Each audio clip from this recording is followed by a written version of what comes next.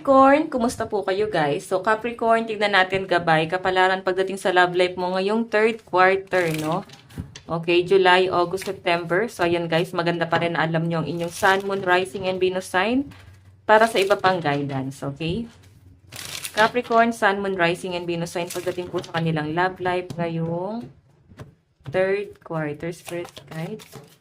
So meron tayong, ayan, mask. Medyo nagpapanggap, no? Duda ka sa intention sa inyo ng person mo. Ano yung intention niya? Kasi para bang baka nagpapanggap lang siya or pwedeng past person to na bumalik sa buhay mo or pwedeng kung ano man siya, pwedeng kasama mo na siya sa buhay mo. Okay? So Capricorn, sa pinapakita kasi sa akin dito, pinag-iisipan mo, no? May pagdududa kang nararamdaman sa kanya. Kasi parang nawalan ka ng tiwala. Gusto mo siya guys tanggapin sa buhay mo pero natatakot ka siguro na baka abandonahin ka na naman ng person mo, baka iwan ka na naman itong taong to. So para bang susugal na naman ulit yung mga Capricorn tapos baka maulit na naman yung sitwasyon. So baka mamaya ipaglaban mo na naman siya tapos mapahiya ka lang. Parang ganun yung napipil mo. So tignan pa natin ha. Meron tayong Cupid's arrow. So meron ako nakita nyo. Person din na maaari paparating sa inyo ngayong third quarter. So meron tayo guys not enough. Capricorn, makaka-feel ka ng frustration ngayon pagdating sa relationship mo. Ayan, no? Not today. Hindi ka pa open talaga sa relationship. Kasi pwedeng meron ka pang ibang gustong mangyari. Baka meron kang ibang inaantay. Capricorn. So, sa pinapakita rin sa akin dito, pwedeng nag-reach out sa yung person mo. Pero hindi niya kasi guys, kayang aminin yung totoo sa inyo. Okay? So, yung iba naman dito guys, maaaring nandyan ka pa sa relationship, nagsasama pa kayo ng person mo, pero napofrustrate ka na sa pagsasama nyo ng person mo. Parang nauumay. Gusto nyo na siya guys iwan. Kasi pwedeng meron kang bagong tao na tinitignan ngayon. I think dalawang tao tong kakonect ng mga Capricorn. So, I think parang maguguluhan ka. Ang nakikita ko kasi guys na parang mas magandang gawin nyo dito is mag-focus ka muna sa sarili mo, no? Mag-isip ka muna, hindi mo kailangan magmadali kasi baka pag nagmadali ka, magkamali ka pa ng piliin. Okay? Mag-ano ka muna guys, mag-unwind ka muna, pahinga ka muna, wag ka muna guys masyadong ma-stress dyan. Pwede mo sila guys kausapin kasi babalansihin mo sino ba yung nararapat para sa kanilang dalawa. What I mean, sino ba yung nararapat sa inyo dito sa dalawang tao na to na kakonect mo. So, titignan pa natin guys.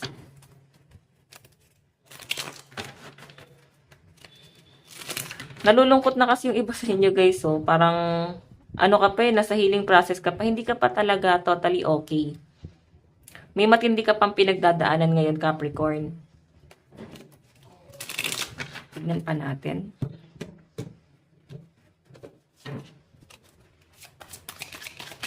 Oops. Love life po ni Capricorn. Okay. So, meron tayong 4 of Swords, 7 of Cups,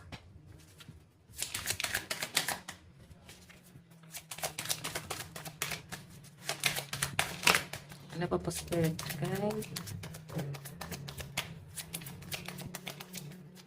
So, meron tayong 8 of Pentacles.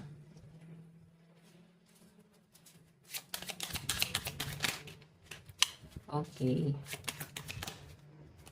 Meron tayong Page of Wands.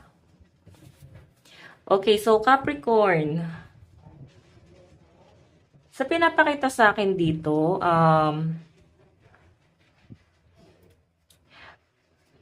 marami naman nagkakagusto daw po sa inyo. 7 of Cups. Okay, ang lakas ng appeal mo ngayong third quarter, no? Mararamdaman mo na parang ang dami nagmamahal sa inyo. Marami ding magpaparamdam sa inyo. Okay, so siguro Capricorn, alam mo dahil nga mataas ang or malakas ang sex appeal mo ngayong third quarter,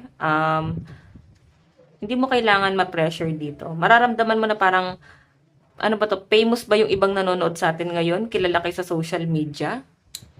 Okay, so nakikita ko rin sa inyo earth sign, mukhang meron din isang tao dito na para bang, siguro ito yung past person na parang gagawa siya guys ng hakbang, pabalik sa inyo. Pinaghahandaan niya lang, and eto nga guys, mukhang ini-improve niya muna yung sarili niya dito guys, no?